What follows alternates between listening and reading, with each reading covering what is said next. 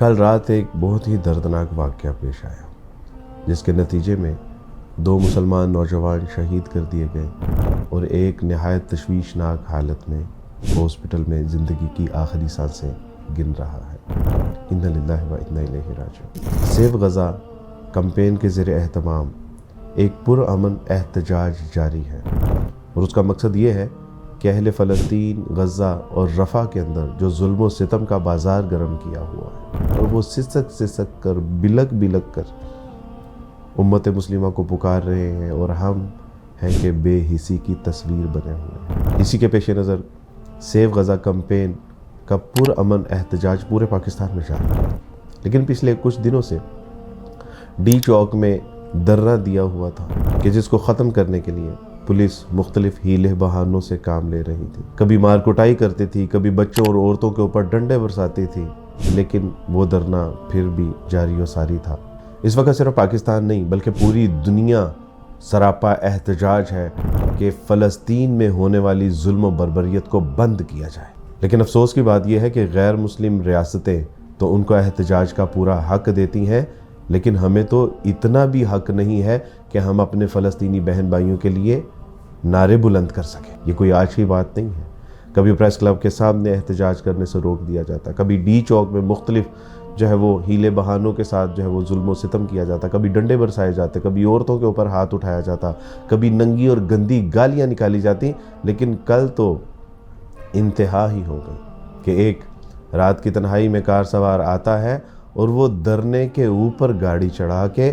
دوسری جانب جا کے کھڑا ہو جاتا ہے، پھر وہ 1-1.5 منٹ کے لیے وہاں کھڑا رہتا ہے، لیکن کسی پولیس والے کی ہمت نہیں ہوتی کہ اس کو پکڑے۔ جب وہ دوسری بار گاڑی احتجاج کرنے والوں کے اوپر چڑھا دیتا ہے تو اس کے نتیجے میں 3 لوگ شدید زخمی ہوتے ہیں، جن میں سے 2 شہید ہو گئے اور ایک نہایت تشویشناک حالت میں زندگی کی آخری سانسیں ہاسپٹل میں گن رہا ہے۔ اور اس پہ بھی ظلم یہ کہ پولیس کی آنکھوں کے سامنے سے وہ شخص گزرتا ہے، لیکن پولیس نہ اس کے اوپر فائرنگ کرتی ہے، نہ اس کو روکتی ہے، نہ پکڑتی ہے، نہ اس کو فالو کرتی ہے۔ اور اس کے بعد صبح جب ہم FIR کے لیے وہاں پہنچتے ہیں تو 4 گھنٹے دھوپ میں ہماری خواتین، مرد، نوجوان اور بچوں کو تھانے کے باہر کھڑا کیا جاتا ہے کہ جی آپ انتظار کریں، اور کہا جاتا ہے کہ جی وہ شخص اور گاڑی پکڑ لی گئی ہے، لیکن دکھانے کی اوپر سے اجازت نہیں ہے۔ FIR کی بات کرتے ہیں تو FIR بھی کاٹنے کی اجازت نہیں ہے۔ آخر یہ کوئی جنگل کا قانون ہے؟ ہم کہیں ایمازون کے جنگلوں میں رہتے ہیں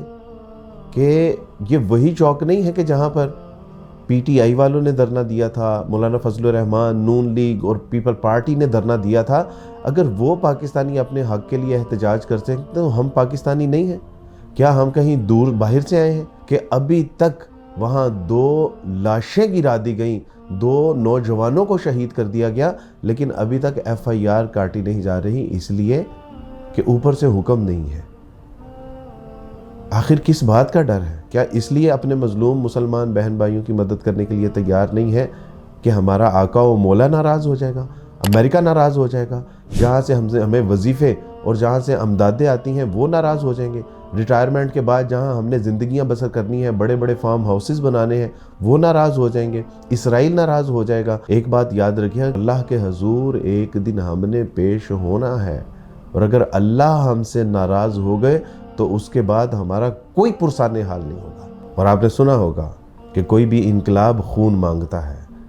اور اس انقلاب کا آغاز پاکستان سے خون کے ذریعے ہو گیا ہے، اور اگر ہمارے ان بچوں کو حق نہ ملا، اور اگر ہم نے فلسطین اور اہل غزہ کے لیے کوئی سٹینس نہ لیا، تو یاد رکھیے کہ یہ سلسلہ جاری و ساری رہے گا، اور یہ تھمے گا نہیں، کم نہیں ہوگا، بلکہ یہ بڑھتا ہی جائے گا، بڑھتا ہی جائے گا۔ اس قدر یہ بڑھے گا، پھر یہ انسانوں کا طوفان کسی کے بس میں نہیں ہوگا۔ ریاست ماں کی طرح ہوتی ہے، اور ریاست کو چاہیے کہ وہ ہمارے ساتھ ماں جیسا سلوک کرے، ہمارے ساتھ یتیم بچوں والا سلوک نہ کرے، اور احتجاج ہمارا حق ہے، اور اگر ہم سے ہمارا حق چھینا گیا تو پھر یاد رکھیے کہ تنگ آمد بجنگ آمد۔ کہ 1940 میں جب قرارداد پاکستان منظور ہوئی تھی